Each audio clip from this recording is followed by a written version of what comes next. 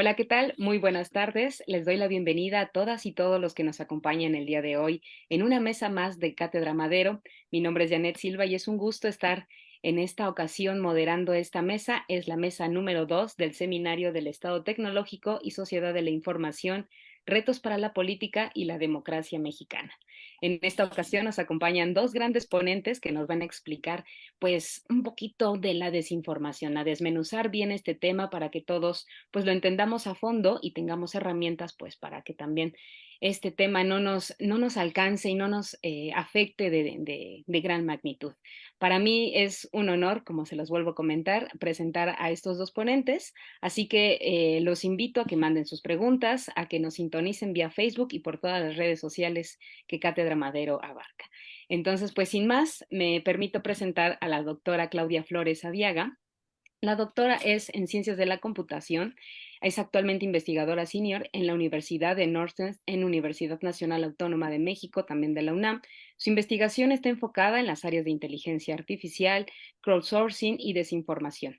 Ella estudia cómo diferentes actores organizan campañas de desinformación en redes sociales y cómo los ciudadanos se organizan en masa para desmentirlas. Usa sus hallazgos para diseñar sistemas inteligentes que puedan frenar su propagación a escala. Ha estudiado cómo operan trolls políticos en campañas presidenciales de Estados Unidos, Francia y México, y bueno, entre otras cosas más que la doctora, en resumidas cuentas, estamos haciendo su currículum. Y también nos acompaña el doctor Luis Ángel Hurtado Razo. Él es doctor en comunicación por la Universidad Iberoamericana de la Ciudad de México. Tiene la especialidad en comunicación y diseño de campañas en el posgrado de la Facultad de Ciencias Políticas y Sociales de la UNAM. Además de ser académico de la misma institución, se desempeña como director general de la consultoría Comunicación Política Aplicada, donde ha participado como estratega en 90 elecciones locales y gubernamentarias gubernaturas, así como federales, de las cuales ha obtenido la victoria de 87 de ellas. Es consultor asesorado en estrategias de comunicación y gestión de gobierno de 40 gobiernos en total, instituciones y ONGs y muchas cosas más, ¿verdad? Tenemos unos currículums muy grandes, sin embargo, siempre hay que hacerlos pequeñitos para esta presentación en la cátedra y bueno, sin más, pues como se los mencionaba yo en un principio, el tema de hoy es desinformación. Pero ¿qué es la desinformación actualmente? ¿No? Anteriormente lo podíamos ver como algunos datos que a lo mejor, pues algunas notas nos sacaban datos para vender o a lo mejor era para un ganche y podernos hacernos algún tipo de fraude. Sin embargo, ahorita la desinformación va más allá. ¿Cuál es el objetivo a veces de esta desinformación en campañas políticas, en democracia? ¿Cómo afecta la desinformación? Entonces, pues, ¿qué les parece si empezamos con una explicación un poquito amplia o para que nos vayamos entrando en el tema, doctora? ¿Qué le parece si le cedo la palabra para que usted inicie con su presentación, por favor? Claro que sí. Bueno, qué bueno que empezamos definiendo el término porque muchas veces no es comprendido. Como tú dices, la desinformación ha existido desde hace mucho tiempo. Simplemente que ahora con las redes sociales se puede difundir de una manera más fácil. Una manera muy fácil de definirla es que desinformación son noticias que tienen información falsa. Sin embargo, algo muy importante que hay que resaltar es cuál es la intención detrás de estas notas. Cuando hablamos de desinformación, estamos hablando de que hay una intención deliberada de difundir falsedades.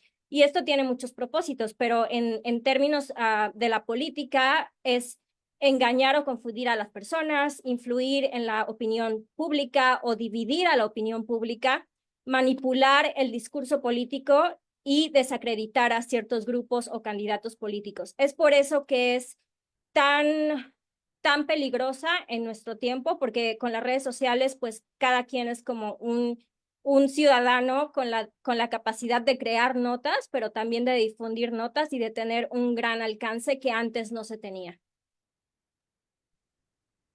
Doctor, ¿le gustaría ampliar un poquito más? Sí, claro que sí. Yo me sumo a la propuesta de definición que hace la doctora Claudia Flores. Yo nada más agregaría el ámbito del origen de del término desinformación. Básicamente es un término que no tiene muchos años, pero tampoco es muy joven. Es un término que aproximadamente tiene 100 años que está documentado, o sea que ya tenemos, digamos, vestigios sobre la existencia de este término. Es un término de origen ruso, hay que decirlo así, que se da justamente durante la Revolución Roja en la Unión Soviética, y es un término que viene justamente del vocablo desinformación.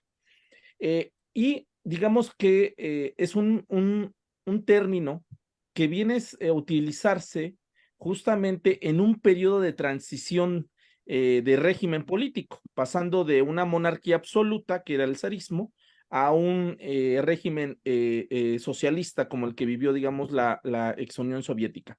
Lo interesante del origen del término, y ahí me voy a tomar unos pequeños minutos para explicar esto, que desde la concepción, desde su origen, tenía una doble connotación, una connotación pública y una connotación privada. La connotación pública es aquella que podía consumir cualquier persona que, digamos, que tuviera acceso a una enciclopedia, a un diccionario, etcétera, etcétera. Y desde esa, digamos, esa visión pública, se definía la desinformación como toda aquella información falsa que construían los adversarios a la revolución. O sea, todos aquellos, y podían ser internos, podían ser externos, etcétera, etcétera, etcétera. Entonces, aquí vemos justamente cómo desde la primera concepción se ve ya una connotación negativa del término desinformación. Y luego tenemos una definición ya de corte privada, que esa la vamos a descubrir, bueno, la descubre Alain Durain, el mayor especialista teórico de la desinformación a lo largo de los últimos años, que justamente él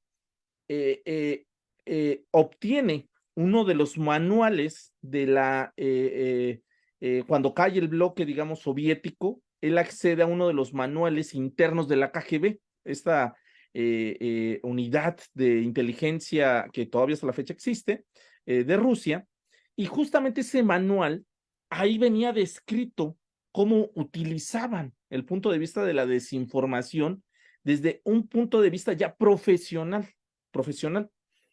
Duain justamente dice lo siguiente, que desde el punto de vista privado, la desinformación se construía o la construía el gobierno desde una institución que era el Chetka. El Chetka era un ministerio que era de contraespionaje, pero más que de contraespionaje, era un ministerio que se dedicaba precisamente a la construcción y elaboración de desinformación, pero nadie sabía que hacía eso. Entonces, construían la desinformación, pero para construirla, y eso era lo importante, y que Duain es su gran aportación a través de este manual que obtiene de los miembros de la ex KGB, justamente ahí ve que la desinformación o lo que ellos conocían como desinformación, solamente podían saber los planes para la construcción de estas narrativas unas cuantas personas que eran los miembros más altos de la KGB y, por supuesto, los miembros más altos del Kremlin. ¿Qué quiere decir esto? Que la planeación y construcción de la desinformación, no, desde el punto de vista soviético, tenía justamente todo una raigambre profesional, porque recurría a especialistas de diferentes áreas para la construcción del arco narrativo, pues no solamente el arco narrativo, sino también para la construcción de la narrativa y la presencia visual. ¿Qué quiere decir esto? Si en el gobierno soviético salía y decía, estamos construyendo la carretera más vanguardista del mundo, más moderna, el gobierno estaba obligado a construir por lo menos el primer kilómetro más vanguardista. A lo mejor lo demás lo hacía normal o ni lo hacía, pero a los ojos de la gente, sobre todo del público interno y del público externo, pues la gente pasaba y por supuesto los medios de comunicación y decían, aquí realmente se está construyendo la carretera más moderna del mundo. Con ello, la desinformación privada tenía una cuestión benéfica para el uso del Estado.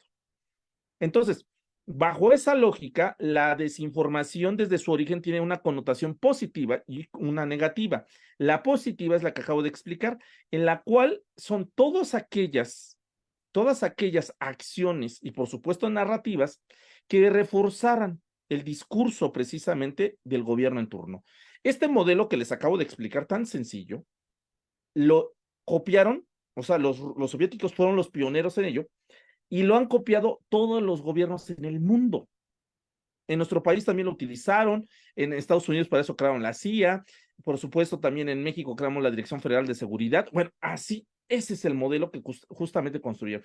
Y en ese sentido, la desinformación no solamente es una mentira exponencial o una mentira improvisada, sino básicamente la desinformación desde el punto de vista, desde su origen, es una mentira profesional, la cual recurría a muchas personas y por supuesto a muchos elementos para poder lograr los índices de persuasión.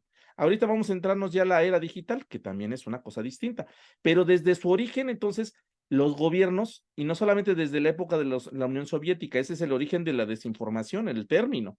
Desde antes ya se utilizaba la mentira justamente como una forma de herramienta para la gobernanza.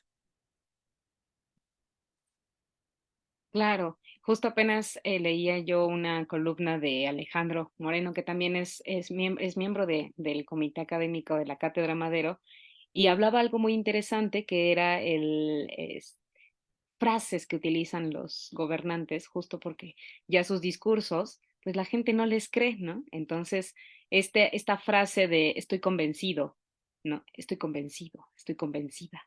Y hacían la encuesta de cuánto la gente les cree cuando cada vez que dicen esta palabra, y el 60% de la gente dice cada vez que escucha a un gobernante decir, es que estoy convencida de que vamos a gobernar, de que este puente, de que esto, no les creen, justo porque se han creado pues ya estos discursos que a veces pues no, ya no es tan fácil caer en discursos que nos vendan para poder nosotros, como en este caso que se vienen las elecciones, pues creerles y votar por ellos, ¿verdad? Entonces, si entramos ya en este mundo de la era digital, doctores, ¿ustedes qué me podrían decir de la evolución de la desinformación?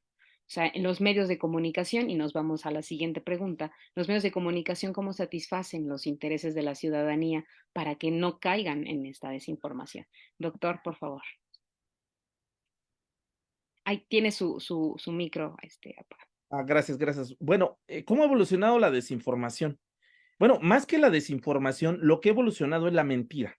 Hay que diferenciar. La mentira, ya lo decía la doctora Claudia, la mentira es una distorsión de la realidad, pero intencional. O sea, hay una intención para que el que miente precisamente construya un arco narrativo para construir una cuestión paralela que al fin y al cabo le sirva justamente para persuadir al otro. La mentira es lo que ha evolucionado. La desinformación justamente es esa evolución de la mentira.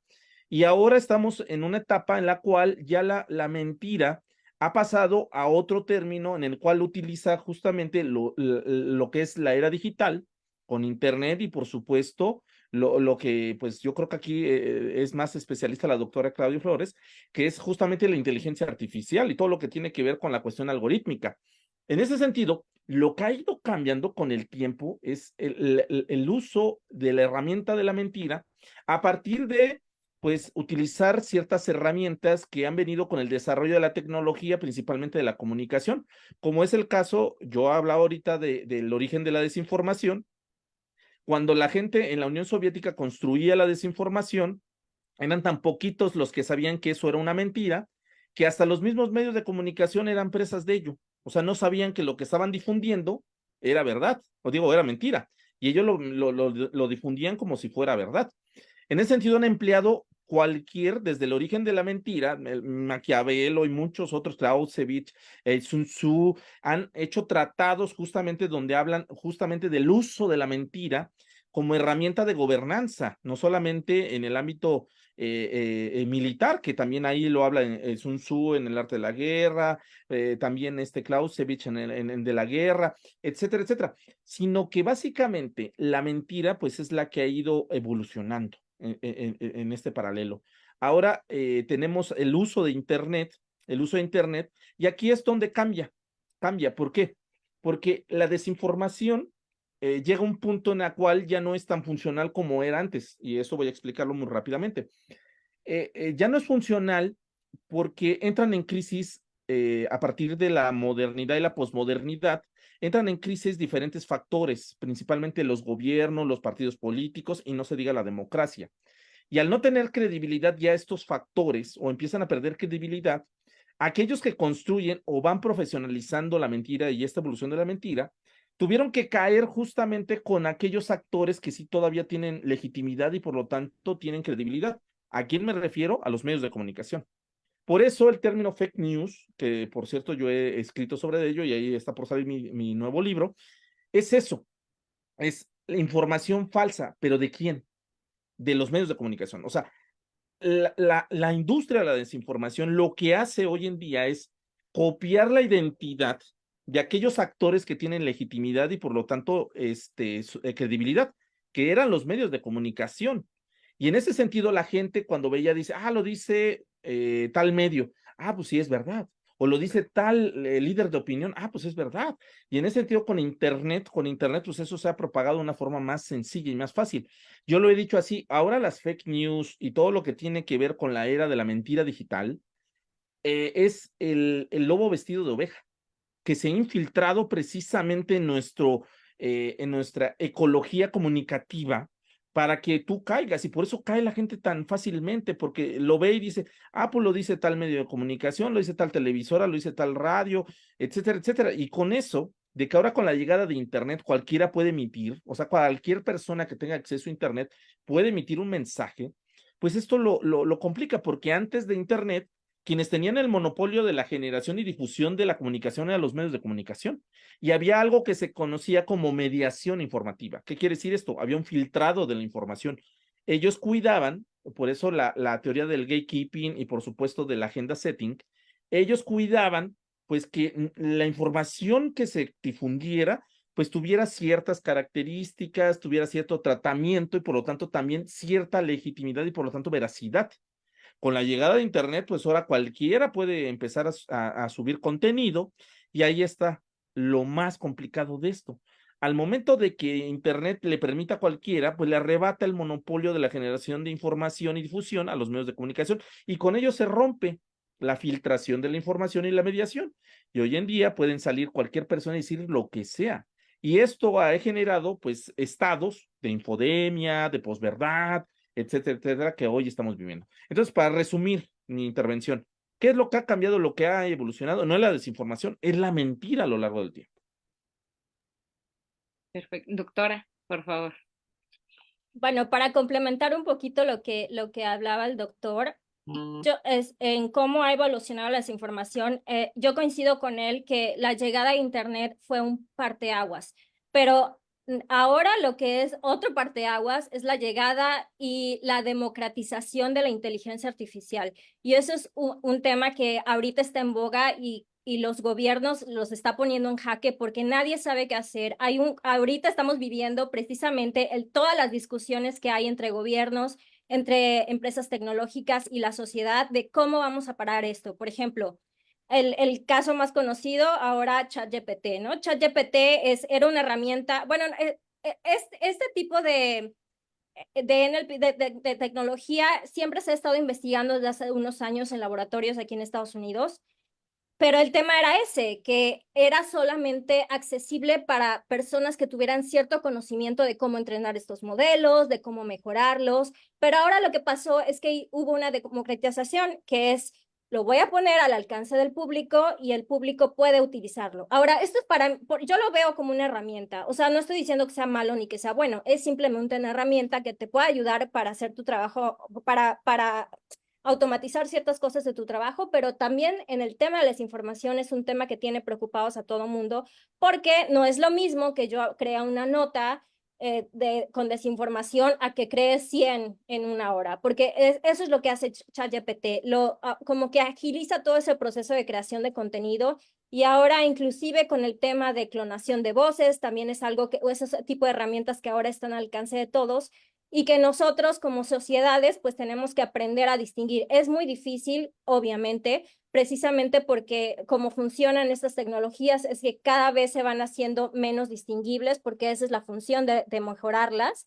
Y entonces los medios de comunicación es en los que la ciudadanía va a tener que apoyarse. Pero obviamente, y esto es un tema que también lo manejé en mi última investigación, en donde yo estuve hablando con diferentes periodistas y para poder entender como sus perspectivas de qué estaba pasando, y ellos nos decían, bueno, mira, nosotros somos como medios muy independientes o tenemos ciertas habilidades digitales, pero no podemos analizar cierta información de manera masiva para entender, por ejemplo, patrones en las redes sociales o temas de viralidad de notas. O sea, para nosotros es como un trabajo bien difícil que nosotros no lo podemos hacer, o sea, no tenemos los recursos. Y entonces es donde viene el tema de que la desinformación se lanza, la ciudadanía tiene contacto con ella y entonces los medios de comunicación se sienten como sobrebordados en el tema de que no tienen tantos recursos para atacarla. Y ese es un problema que se está viendo mucho. Por eso,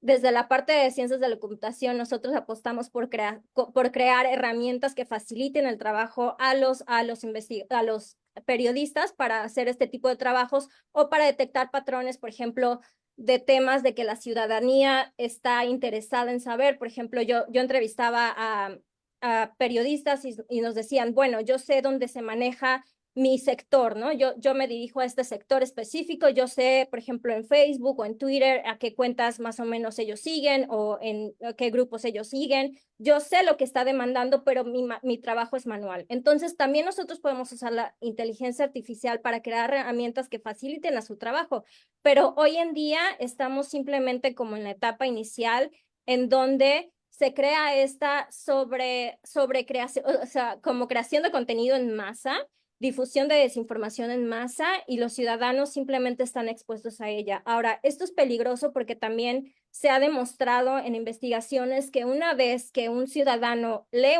una nota que no es verídica, es muy difícil sacarlo de esa idea de que eso no es real. O sea, si él no lo sabe, para él ello es lo real, aunque le presentes otras pruebas, es muy difícil como de sacarle esa primera idea. Y entonces es por eso que el tema de desinformación es bien complicado, bien multifacético, porque tiene que intervenir la parte de gobierno, tiene que intervenir las partes de los periodistas, tiene que intervenir la sociedad, también las tecnológicas. Y creo que parte de lo que yo he observado en mis investigaciones es que es bien importante que los periodistas estén actualizados, estén entrenados y, por ejemplo, yo le apuesto mucho al tema del fact-checking porque creo que es en una investigación que hice acerca del sismo en el 2017, yo vi cómo la ciudadanía, encontré que la ciudadanía realmente prefería consumir ese tipo, o sea, como consumir ese tipo de noticias de fact-checkers que inclusive del mismo gobierno. Qué interesante. Qué interesante porque al final del día, pues uno creería que no es, que es al revés, ¿no? Y por ejemplo, ahorita que menciona esto, doctora Claudia, de pues cómo esta industria periodística pues se tiene que preparar, se tiene que actualizar también y ver estas tecnologías nuevas porque nos van a seguir rebasando. O sea, esto es como la punta del iceberg, ¿no? Al final del día, pues ya está la inteligencia artificial, que ya existía, ¿no? Pero ahorita se está abriendo a un público ya más amplio, cualquiera ya la puede usar y todavía no hay regulaciones. En México, bueno, estamos en pañales todavía.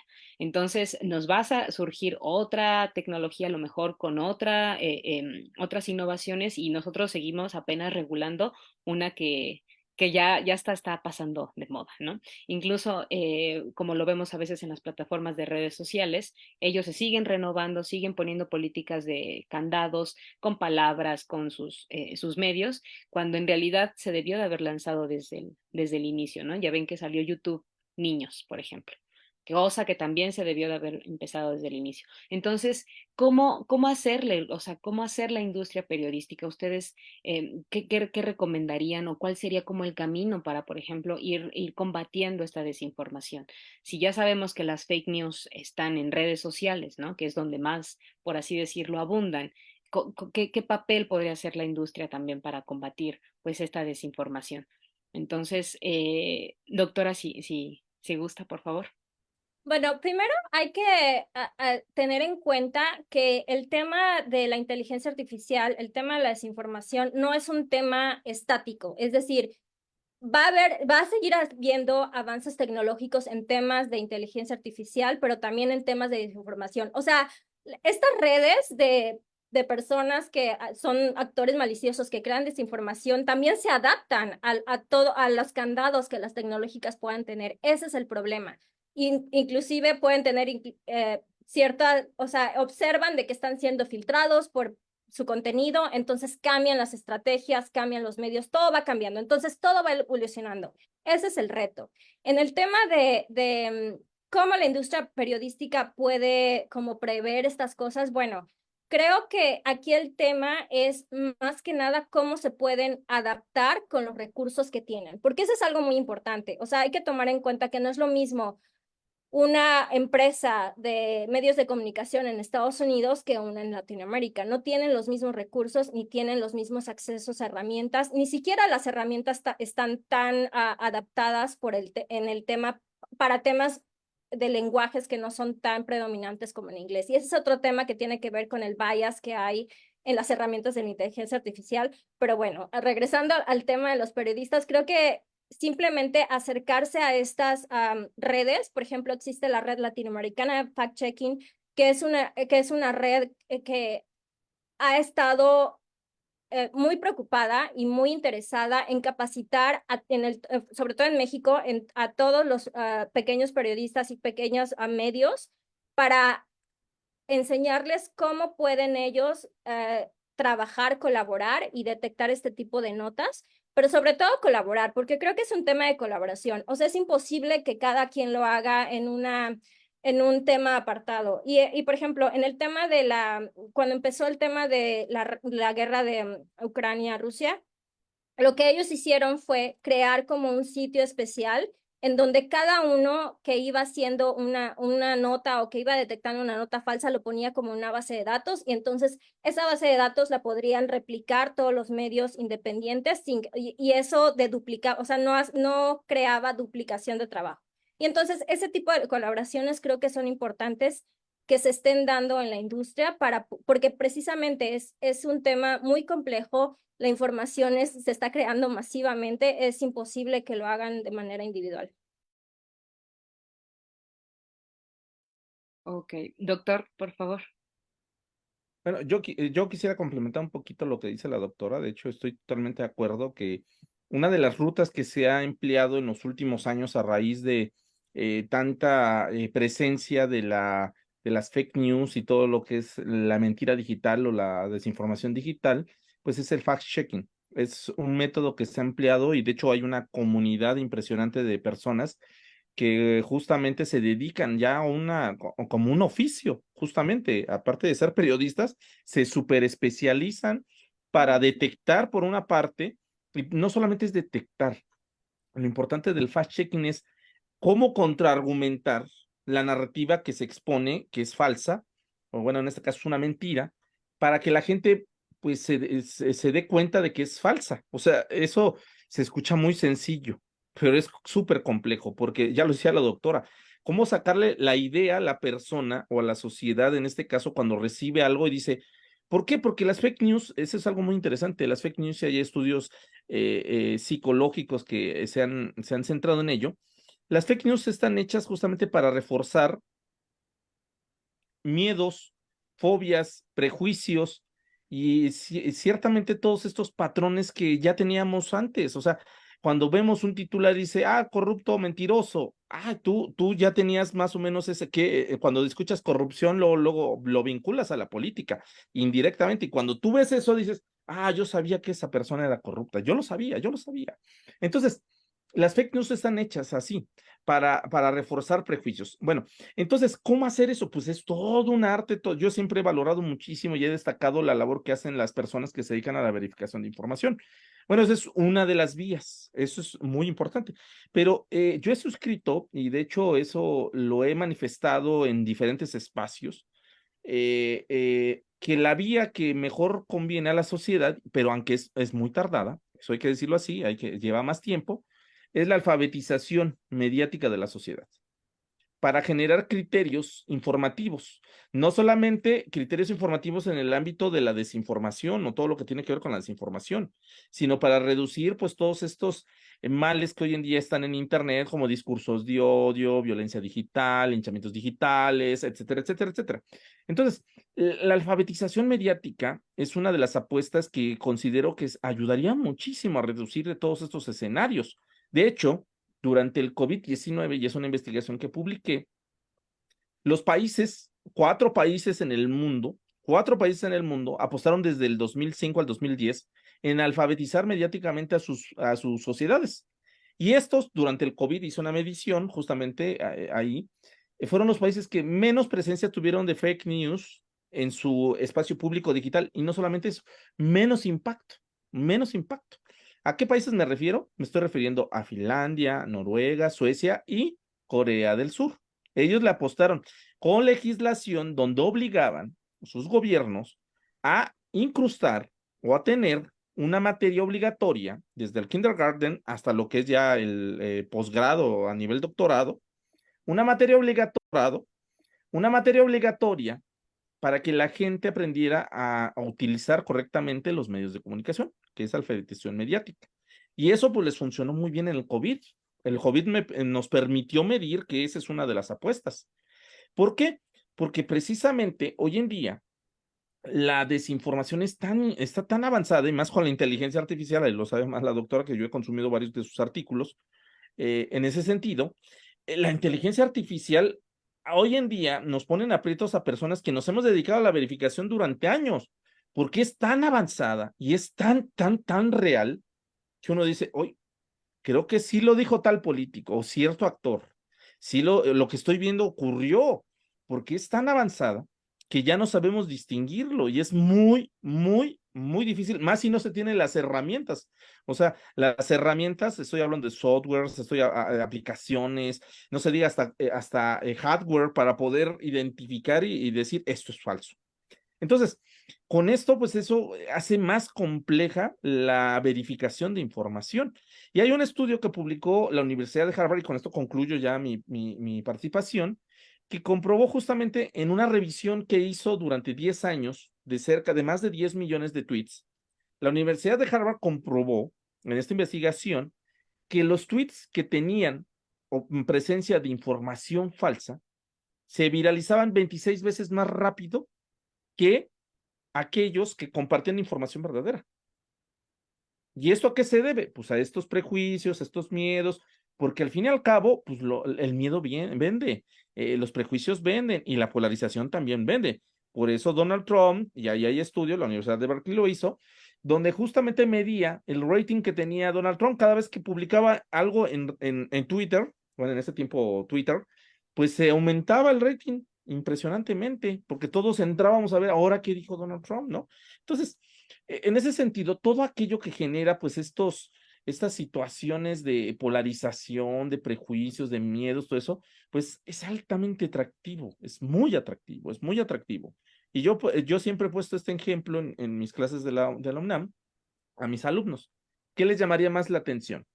¿Unas personas que se están peleando en el pasillo o una persona que está clamando poesía? ¿Quién les llamaría más la atención? Pues los alumnos me dicen, pues claro que los que están peleando es más interesante.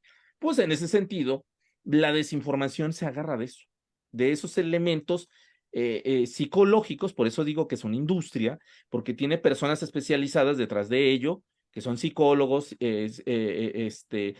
por supuesto comunicólogos, que están apoyando y diciendo, construyendo toda esta narrativa falsa. Por eso yo he dicho, y por eso así lo he manifestado en mi último libro, que es la mentira profesionalizada, que ya no es la mentira esporádica, aquella que nosotros nos aventamos así de, híjole, ¿cómo le digo a mi mamá que me voy a ir a otro lado, pero le voy a decir esto? Y bueno, inventaba ciertas cosas. Bueno, aquí no, aquí es una mentira profesionalizada porque recurres a especialistas de diferentes áreas para construir ese arco narrativo y no solamente eso, utiliza las diferentes técnicas o herramientas pues para que eso se propague y genere el impacto que se desea.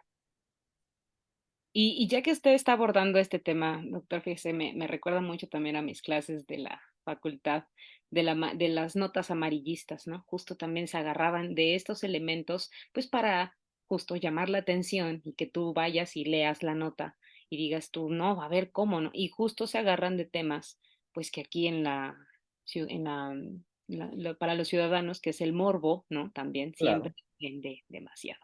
Y ya que estamos entrando en estos temas, porque se me hace muy interesante, ¿no? El decir una mentira con toda la intención, con toda la intención de justo sabotear, ya sea una campaña, ¿no? Lo que le pasó apenas a lo que es Martí Batres, que decían que él no era su voz, que la llamada no era él y todo, que es de las primeras, por así decirlo, víctimas de ahorita, ¿no? Actualmente como políticos de la inteligencia artificial, pues entonces, si nos vamos ya a este tema, ¿no? En campañas políticas, en cuestiones de procesos políticos, pues, ¿cómo afecta esta desinformación? O sea, sabemos ya ahorita con las bases que ustedes nos están dando, pues que traen fines, objetivos específicos, ¿no?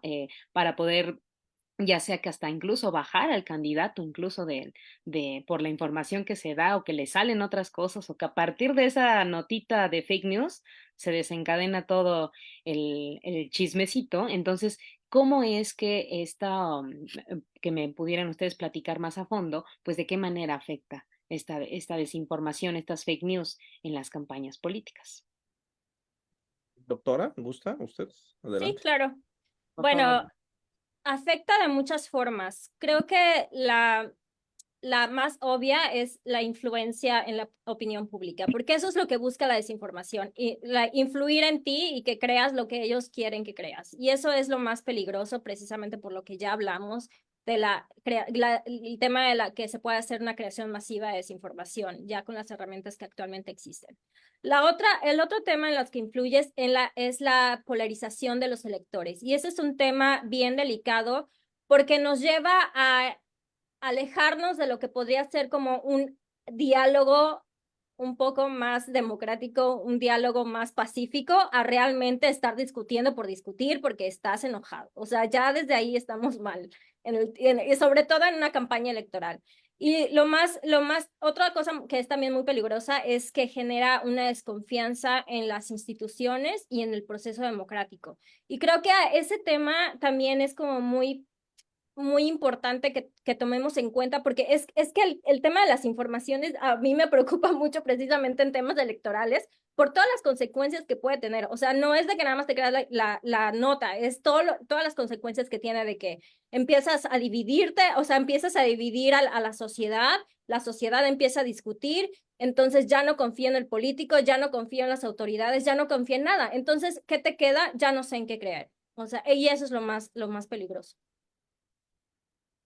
El ya no sabemos qué creer, que es lo que creo que apenas, bueno, los que han tenido oportunidad también de seguir nuestras transmisiones en Cátedra Madero, que la mesa pasada, que era la extrema derecha, justo le preguntábamos a la ponente que por qué se ha visto, ¿no? Ahorita en lo que es Brasil, pues esta incremento de la extrema derecha y es mucho va de la mano de la desinformación, porque la gente ya no le cree a los políticos, ya no les cree a las instituciones, entonces básicamente ya no creen en una democracia que ha venido, pues que ya se han creado otros papeles que justo por eso están empezando a surgir nuevos partidos con otras ideas, porque ya también ya no se creen en estas instituciones como en la democracia, ¿no? Entonces, pues, he ahí una de los grandes focos rojos de la desinformación. Doctor, ¿usted qué podría aportar? Bueno, a ver, esto es algo muy interesante y nada más para complementar lo que dijo la doctora, que la verdad estoy totalmente de acuerdo. La crisis que actualmente vive la democracia no es actual, o sea, ya viene padeciéndose desde la década de los 70 del siglo pasado. O sea, desde los 70, a finales de los 70, principios de los 80, 90, ya se estaba desarrollando una crisis donde perdía justamente credibilidad los gobiernos, los partidos políticos, porque se empezaban a gestar todo esto de no me representa, esos actores políticos no me representan, no me siento representado, y empezó a darse un fenómeno de abstencionismo muy fuerte derivado de ello. ¿Qué pasa con la llegada justamente pues, la desinformación digital o las fake news? Pues que refuerza todos esos prejuicios que ya traíamos, todos esos miedos, esas fobias, etcétera, etcétera, Pero ahí viene algo bien interesante, que cuando llegan las fake news y todo esto, llegan también actores que se arropan en esas nuevas narrativas que son de dos tipos. Una, criticando el viejo sistema o lo que era políticamente correcto y tratando de pregonar diciendo lo que es ahora políticamente correcto. Y no solamente eso, que utilizan como arco narrativo a la mentira. Y en ese sentido, antes que era un escándalo mentir, pues eso le costó a Richard Nixon la presidencia con el famoso Watergate, en el cual justamente él dice que no se estaba investigando, no estaba espionando, haciendo espionaje a nadie. Y cuando se confirma justamente que sí se espiaba a los adversarios, pues él tiene que dimitir a la presidencia. Imagínense, le costó eso. No vimos eso con el caso de Donald Trump, que justamente el The Washington Post y The New York Times publicaban diario las mentiras del presidente, o sea, cuánto había mentido. Bueno, imagínense, en ese momento, pues a Nixon le costó la presidencia por haber mentido. Ahora, mentir es parte del arco narrativo de las nuevas generaciones de políticos y la mentira se utiliza como un artefacto, pero esto tiene que ver también con la situación en la cual estamos viviendo, que es un fenómeno que yo he estudiado muchísimo, de hecho es mi tesis doctoral, sobre el fenómeno de la posverdad. Entra en crisis, hoy en día vivimos un fenómeno, dos fenómenos, uno en donde la verdad pierde digamos, su fortaleza y pierde toda su aceptación social, pero no solamente la verdad, sino también la mentira empieza a entrar en crisis. Y por eso se crea un nuevo arco narrativo que es la posverdad. Aquellas, digamos, esos enunciados que hacemos, que no son ni mentira ni verdad, pero nosotros en la credibilidad que le damos justamente ese valor. ¿Qué quiere decir esto? Hoy en día, y está comprobado, yo he hecho algunas investigaciones sobre ello, que la gente sabe que mienten algunos actores, lo sabe, y le dice, bueno, está bien, miente.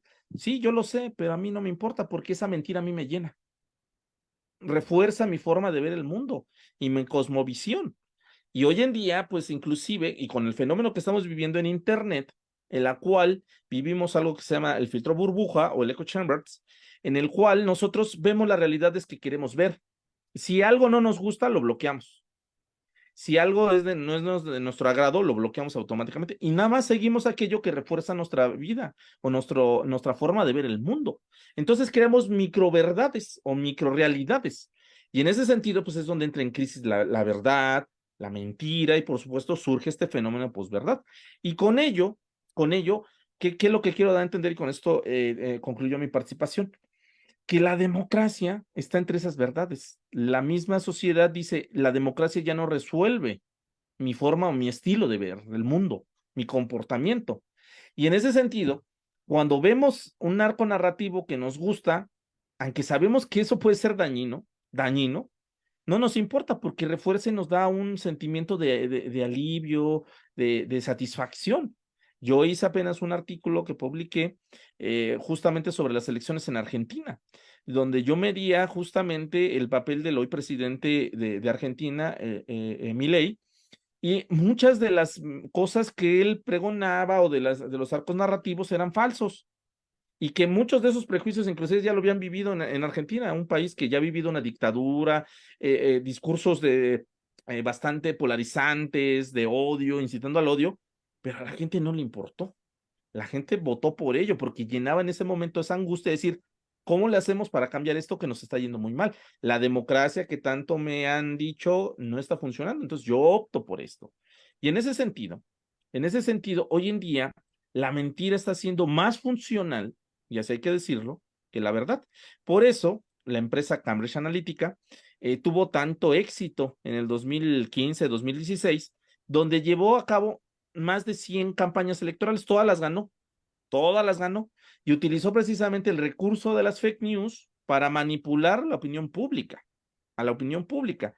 Y en ese sentido, ¿cuál es el daño de todo esto? Pues que la gente elija equivocadamente y que los sistemas democráticos entren en crisis y todo aquello que hemos luchado durante mucho tiempo, pues se venga abajo, todas aquellas libertades, todas aquellas búsqueda de igualdad, del respeto, empieza a perderse por discursos que te prometen que con esto pues va a cambiar la situación.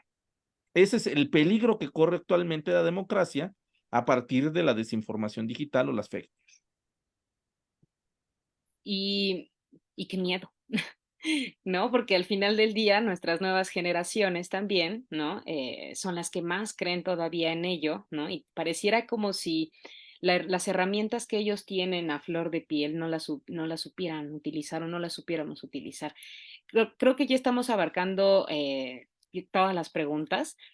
Sin embargo, ahorita me acaban de llegar aquí una por Facebook que se me hace muy interesante y se las quiero plantear a los dos. ¿Cuál es la opinión, ¿no?, de ustedes dos sobre la responsabilidad de los políticos y partidos en la difusión de información falsa o engañosa? Entonces, yo sé que ahorita ustedes ya mencionaron lo que son los medios de comunicación. También me gustaría que pues nos pudieran dar algún, pues una recomendación, ¿no? Para nuestro público también. Muchos ya sabemos cómo identificar algunas fake news, no ser víctimas de desinformación. Sin embargo, nunca está de más alguna herramienta, algunos tips que ustedes nos pudieran dar. Pero en esta pregunta, ¿cuál es su opinión? Doctora Claudia, si gusta, por favor. Voy a dejar que el doctor responda esta pregunta porque creo que él sabe más de política que yo. La Doctor, política, por favor. gracias, gracias, doctora, muchas gracias. La pregunta expresa, Janet, ¿cuál era? ¿Cuál es su opinión, doctor, sobre la responsabilidad de los políticos y partidos en la difusión, en la difusión de información falsa? Híjole, es que aquí entramos en un dilema y es un principio filosófico que los diferentes especialistas de la política o los filósofos políticos han debatido durante siglos. O sea, yo lo voy a resumir con una frase que Maquiavelo justamente pone en su obra cumbre, que es El Príncipe, y que dice, el fin justifica los medios.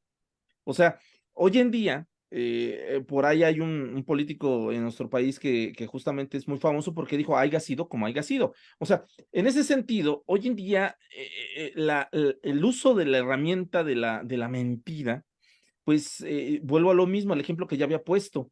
Ha cambiado tanto, antes estaba mal visto, era políticamente incorrecto que un político mintiera, porque perdía, lo único que no podía perder un político era la credibilidad. Hoy en día creo que es requisito que la gran mayoría de los políticos mientan abiertamente. ¿Por qué? Pues porque los hace más humanos, hay que decirlo así, los hace igual que todos, porque antes el framing o el encuadre que se había construido era de ese político perfecto, bien peinado, bien vestido, o sea, súper trajeado, o sea, una pulcridad increíble, ¿no? O sea, tú decías, hombre, pues, o sea, no se le despeina nada, ¿no? O sea, completamente bien estructurado. Y hoy en día no es así. El político de la actualidad es, ya ni siquiera se peina, le quedan grandes los trajes, si quiere sale de pants, utiliza zapatos rotos. O sea, veamos el caso de Milei, andaba con chamarra de piel, o sea, y así como él, puedo poner a Justin Trudeau, que pues con tatuajes, imagínense una sociedad conservadora, que bueno, una parte muy conservadora en Canadá, un político con tatuajes que antes visto mal, pues ahora estaba correctamente bien visto eso, o que tengan piercing, todo eso. Y eso va de la mano justamente de los valores que tienen con el arco narrativo de la posverdad. La mentira también entró en crisis y la verdad ha entrado en crisis. Y en ese sentido, pues el fin justifica los medios. Y eso lo han entendido principalmente los nuevos partidos o los famosos políticos outsiders, aquellos políticos antisistema, que ellos vienen y dicen, no, pues él es corrupto, él miente, él roba, él esto. Bueno, no se ve él al espejo, pero bueno, pero él tiene, digamos, en ese momento la palabra o toda la autoridad de decir, pues es que esos viejos políticos, esa vieja clase política, ahora necesitamos una nueva forma de hacer la política, en donde, pues, usar mezclilla es lo chido, o sea, todo ese tipo de cosas, pues son parte de la narrativa. Y en ese sentido, la mentira entra en todo ello. Y ahí viene la responsabilidad. ¿Qué tan bueno es mentir? ¿Es bueno mentir? Pues no. Tarde o temprano, la verdad nos va a cobrar a cada uno de nosotros cada mentira que decimos. Y en ese sentido, pero la clase política, no solamente en México, sino en todo el mundo, no lo entiende así. Sobre todo estos políticos antisistema, que son políticos, yo he estudiado, ahí por ahí tengo un libro publicado de ello, donde son políticos que tienen un rencor intrínsecamente fuertísimo en contra de la clase política, de los medios de comunicación, de esa sociedad que no le permitió en un momento ser quien era y llegar a los espacios de poder. Internet cambia esto porque le permite precisamente ser como es y llegar al poder. Y una vez que están en el poder, dicen, ah, es que los medios de comunicación mienten, es que los partidos mienten, es que ellos son enemigos del sistema, bueno, de nuestra forma de gobernar. O sea, y en ese sentido, pues esta clase es una clase muy rencorosa que en ese sentido no le interesa utilizar este recurso, que es la mentira, para lograr mantener el poder o acceder al poder. Y en ese sentido, pues no mide las consecuencias. Y ahí tenemos los casos específicos en los cuales hay políticos que han utilizado la mentira pues para llamar al pueblo pues a tomas de estado o golpes de estado o todo lo contrario. Ha habido políticos que inclusive mienten y han costado vidas en todos los sentidos. El caso de Donald Trump durante el COVID, él decía que no existía el COVID, imagínense. Mucha gente en los Estados Unidos salía y decía, pues sí, no existe el COVID. Vean los resultados, ahí están los resultados, las mediciones. Fue el país con más contagios en el mundo y también con más muertes en el mundo. Entonces, vean esa situación, no midió, o sí lo midió y no le importó mentir abiertamente, públicamente, pese a que esto iba a costarle la vida a muchas personas. Y así hay muchos políticos. Ahorita puse el caso del COVID, pero mienten en otras situaciones que han costado precisamente vidas, le han costado desarrollo, libertades a los países. Y en ese sentido, pues bueno, ese es el resultado que actualmente tenemos. Claro, muy peligroso. Siempre buscando sus propios beneficios, claro. Por supuesto. Y doctora, mira, esta pregunta creo que va más para usted. Nos han llegado varias muy interesantes. ¿Qué opina sobre el papel de los algoritmos en la difusión de información falsa en las redes sociales? ¿Considera que estos algoritmos deberían ser modificados para contrarrestar la desinformación?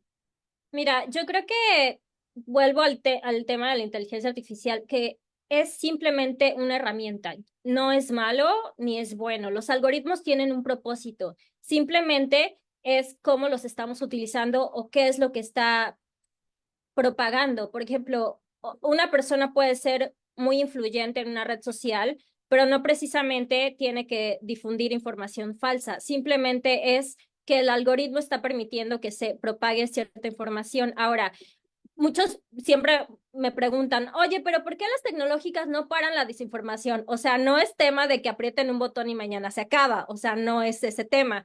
No es un tema bien complejo que no es sencillo de detectar ni de parar porque es multifacético. O sea, por ejemplo, hay personas o grupos, está documentado alrededor del mundo, que se organizan precisamente para crear información falsa y propagarlas en Internet. Ahora, a nivel de tecnología, tú puedes tener como ciertas características que a lo mejor te pueden decir que es una cuenta falsa o que una cuenta que está propagando desinformación. Lo más rudimentario, como empezó todo, es que, por ejemplo, en lo que era Twitter, ahora X, es que se creaban el mismo mensaje y lo difundían muchísimas cuentas. Bueno, eso ya es muy fácil detectar. Simplemente creas el algoritmo que dice, bueno, si estás propagando el mismo mensaje, pues entonces para esa, o si la cuenta se creó hace 2 días, o si tienes 0 seguidores, como que son cosas muy sencillas. Como lo que digo es que la gente se va adaptando.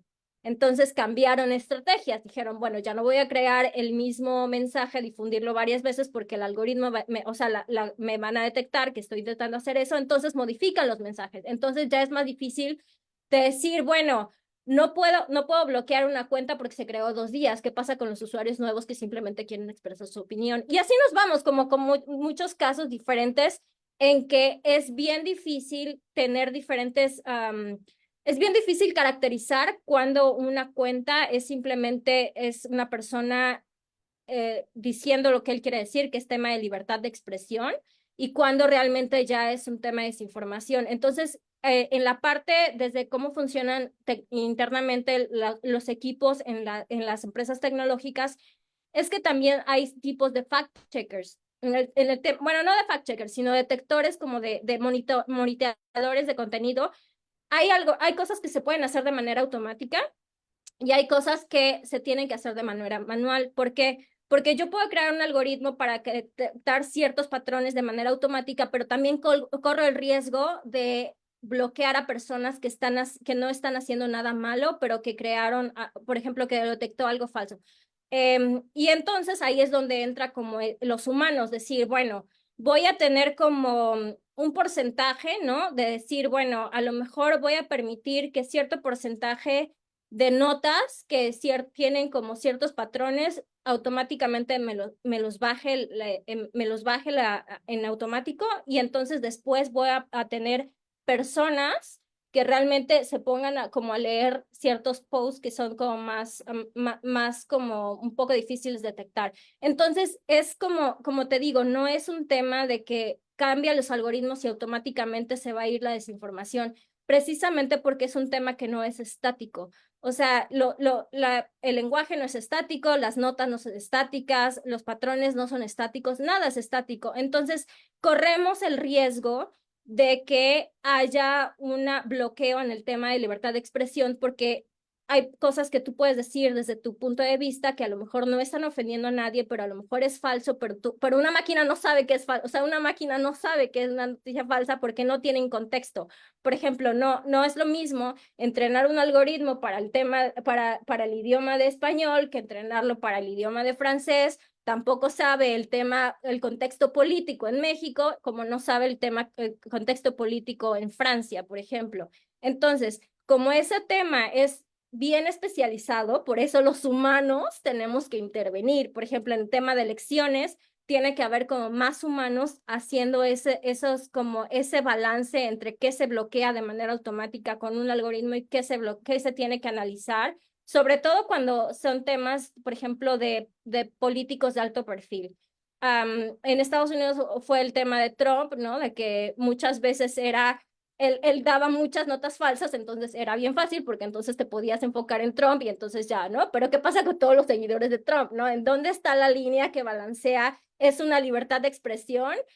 ¿Es una nota falsa? ¿Es un tema que es como peligroso para el tema político, o es un tema que no es tan peligroso? Por ejemplo, por ejemplo, lo que hace es como tener ciertos temas en donde va a enfocar como más sus esfuerzos, que son si puede tener una violencia fuera de línea, ¿no? O sea, o puede ser un tema de salud, como fue lo de COVID, o puede ser un tema de que hay una elección en el país. Entonces, todo eso es como este balance entre qué hacemos de manera tecnológica automática para respetar el tema de libertad de expresión, contra qué le dejamos a los humanos y cuántos recursos podemos enfocar, por ejemplo, en tema de una elección. Entonces, no es un tema sencillo, por eso es que tanto las tecnológicas como los gobiernos, como las sociedades, como los fact-checkers, o sea, están en este tema de cómo lo hacemos. Estás en mute. Ya está. Y todo lo que nos falta por investigar, por conocer, por prever. Ya para ir cerrando esta mesa, que si no fuera por nosotros nos seguimos todavía más tiempo, ¿qué recomendarían a nuestros usuarios que nos están observando, que están siguiendo esta transmisión? ¿Qué les recomendarían para no caer en esta desinformación? Sé que ya hay varias herramientas, pero pues nunca está de más el que dos especialistas nos digan qué tips nos podrían dar para no caer en esto. Doctor, por favor. Bueno, yo siempre he recomendado tres cosas. Una, no creer toda la información que fluye en Internet. O sea, porque no sabemos, ahí tenemos un grave problema, como no existe la mediación y la filtración que hablaba yo de los medios de comunicación tradicionales, de la prensa, la radio y la televisión, no sabemos de dónde provenga esa información. Entonces, hay que dudar todo lo que fluye en Internet. Ese es un punto muy importante porque dudamos, ¿ok? Y va al siguiente punto. Si dudamos, entonces vamos a darnos un minuto, es darnos tiempo, no subirnos al tren de la velocidad que tiene como característica Internet, que es el famoso tren del mame, ¿no? Que es esta cuestión en la cual nosotros decimos, pues mira, están hablando de tal cosa, y ahí vamos, aunque todo el mundo se vuelve especialista de los temas, eso me encanta. Entonces, nosotros hay que darnos un minuto, 2 minutos, decir, a ver, esto que yo estoy viendo aquí corresponde a la verdad o a la verdad, o sea, es verdadero. Bueno, ya van 2 puntos. Uno, no creer en todo.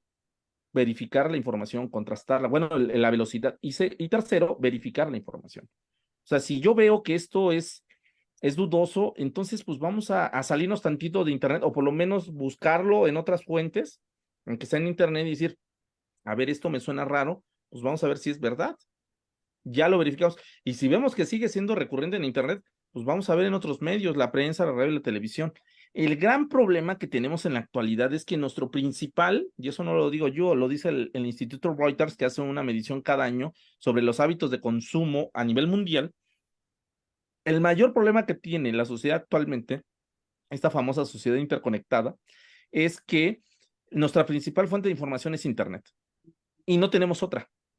Todo nos quedamos en internet, ya olvidamos medios de comunicación importantes como la televisión, la radio, la prensa, no se diga los libros, las revistas, o sea, todos esos elementos que son parte, digamos, de la construcción de lo que es el criterio informativo, lo hemos dejado en el pasado, lo hemos dejado en el olvido, y ahí está el problema, que es esta cuestión que nosotros nada más nos inmiscuimos en el famoso hiperespacio, y nos olvidamos que el espacio público no solamente es eso, sino hay más factores que deben de enriquecen, digamos, nuestro criterio, y eso nos permitiría o nos ayudaría en llegado momento pues a generar mejores ambientes informativos. Entonces yo dejaría esos tres elementos sin ser verificador, sin nada, pues vamos a dudar, vamos a darnos un minuto y después vamos a contrastar. No estoy diciendo que verifiquemos, simplemente ver si esto lo dicen, si ya ves que lo dicen en todos los medios, sí es verdad, hay que compartirlo entonces, pero si no, mejor abstenerse. Doctora, ¿alguna recomendación que usted nos quisiera dar? Totalmente de acuerdo. Creo que en esta época que estamos viviendo, lo mejor es siempre dudar de lo que leemos hasta que no estemos seguros de que en otras fuentes existe la misma información, porque como te digo, la gente tiende a quedarse con lo primero que lee, lo primero que encuentra y de ahí ya no sale. Entonces, creo que el tema de desarrollo del pensamiento crítico es bien importante y va a ser bien importante en el futuro, aunque no nos guste. O sea, y como decía el doctor, desde la primaria había que meterlo porque es un tema bien complejo que inclusive para tema, y ese creo que la gente piensa que a lo mejor es, no tengo las herramientas suficientes, si tuviera las herramientas suficientes detectaría que es falso. No, no es cierto, porque inclusive las empresas tecnológicas sufren de ese problema. O sea, por ejemplo, OpenAI, cuando salió ChatGPT, lo primero que todo el mundo dijo es un tema de desinformación, van a poder, por ejemplo, los estudiantes crear, por ejemplo, sus ensayos con ChatGPT, cómo vamos a detectar que es falso, o sea, que lo generó una inteligencia artificial. Entonces dijo OpenAI, ok, voy a desarrollar una herramienta que detecte que es falso. Bueno, nunca pudieron hacerlo. O sea, simplemente no funcionó. Y creo que, bueno, no me voy a extender, pero es precisamente cómo es entrenada esa inteligencia artificial y cómo funciona. Simplemente hace imposible, casi imposible, detectar usando otra herramienta que es falsa. Y eso es lo que están trabajando todas las empresas de tecnológicas en desarrollar herramientas para la sociedad, pero por ahora nos quedamos con el tema de pensamiento crítico, 100%, estoy de acuerdo con el doctor Luis Ángel. Perfecto. Pues si quisieran agregar Nada alguna más otra. rapidísimo, Janet, Claro y que sí. agregando lo que dice la doctora. La cuestión es que se debe de empezar desde los niños, o sea, por eso hacía énfasis desde el kindergarten, porque hoy en día cualquier niño ya trae una herramienta de estas, o sea, ya trae un teléfono móvil, y ahí empieza todo el problema de la desinformación y todo lo que estamos diciendo. Entonces, y ahí después los padres están diciendo, oye, ¿por qué todo lo que tiene que ver con violencia digital, con todo esto contra la niñez? Pues porque no, nosotros pensamos o se cree que los padres piensan que esto es un juguete, cuando realmente no, es una herramienta, como lo ha dicho la doctora. Es que debemos de entender que el culpable no necesariamente es la herramienta, sino la forma como nosotros lo estamos empleando. Y lo mejor para ellos es educarnos para saber utilizarlo. Y por eso es bien importante, y por eso refuerzo el argumento de la doctora en ese sentido, porque justamente es eso. Hoy en día es muy fácil decir, pues es que tal plataforma es la culpable, es que no están haciendo nada contra la... Como si fuera algo tan sencillo, pero tan sencillo. No, es algo tan complejo porque inclusive hoy para las mismas plataformas entran en un dilema de decir, bueno, yo oprimo este botón, pero ya estoy privando libertad de expresión, derecho a la información, derecho a las audiencias. Pues es algo súper complejo, o sea, no es algo sencillito y eso sí me gustaría hacer énfasis, reforzando el argumento central de la doctora Claudia, que estoy totalmente de acuerdo. Hoy en día hay un prejuicio tan grande de decir, es que ahora el problema son las empresas de inteligencia artificial. Oye, maestro, no es cierto, es cómo las estamos utilizando nosotros. Ese es el problema, que como no estamos educados, no tenemos una educación para el uso de los medios y de estas herramientas, estamos replicando todos esos errores que hemos venido arrastrando desde hace años. Y en ese sentido, por eso es bien importante, y yo lo he dicho siempre, hay que empezar con la alfabetización mediática desde la niñez, porque hoy en día quienes más están utilizando o quienes van a utilizar el Internet a futuro, pues son los niños. Entonces tenemos que empezar también por ellos. Y por eso es importantísimo estos elementos que refuercen precisamente y con ello empezar a reducir estos escenarios de desinformación que actualmente tenemos en nuestro país y en el mundo. Debo decir que es un fenómeno mundial, porque luego se piensa que en nuestro país es no, es un fenómeno mundial. Y en ese sentido hay trabajos o hay esfuerzos de diferentes partes, instituciones, empresas, gobiernos, pero no basta. También se requiere del apoyo de la misma sociedad. Yo muchas veces le he dicho a muchas personas que se quejan, no, es que mira, ese político miente, pero tú compartiste eso. O sea, a ver, el político lo sigue mintiendo porque ve que su discurso fue efectivo, tuvo un Claro. impacto, tiene una aceptación y pues todo el mundo lo ve, por eso lo vuelve a replicar. Si el político viera que nadie comparte su mentira y que todo lo contrario, todo el mundo la critica, yo creo que en llegado un momento van a decir, esta herramienta ya no me funciona, tengo que optar por otra. Entonces, ahí está el problema, que la sociedad tiene que ser partícipe del cambio para todo esto. Muchas gracias. Muchas gracias a los dos. Nos vamos con esto último que justo lo dijo muy bien la doctora, el desarrollo del pensamiento crítico, que es fundamental, ¿no? En todos los ámbitos. Como dicen, ya los niños traen un chip integrado cuando nacen y no lo saben usar, ¿no? Entonces los padres también. Es una gran labor como sociedad, ¿no? Entonces, pues muchísimas gracias a los dos. Yo estoy fascinada con este tema. Todavía muchas preguntas que nos han llegado por acá. Sin embargo, el tiempo pues ya nos rebasó un poco, entonces pues sin más, no me queda otra más que agradecerles y pues desearles que también tengan un excelente fin de semana y ya saben, doctoras, tienen aquí las puertas abiertas de Cátedra Madero para cualquier otra participación. Encantado siempre de tenerlos con nosotros. Muchísimas gracias, Janet. También felicitarte por tu moderación y por supuesto todo el desarrollo de esta mesa. Muchas gracias. Muchas gracias, doctor. Muchas gracias, doctora. Gracias. Saludos, saludos hasta allá. Entonces, pues muchísimas gracias a toda la audiencia que nos estuvo escuchando. Yo los invito a seguir en línea porque tenemos la siguiente mesa en punto de las 7 de la noche. Entonces, pues no me despido y seguimos aquí en Cátedra Madero. Muchísimas gracias.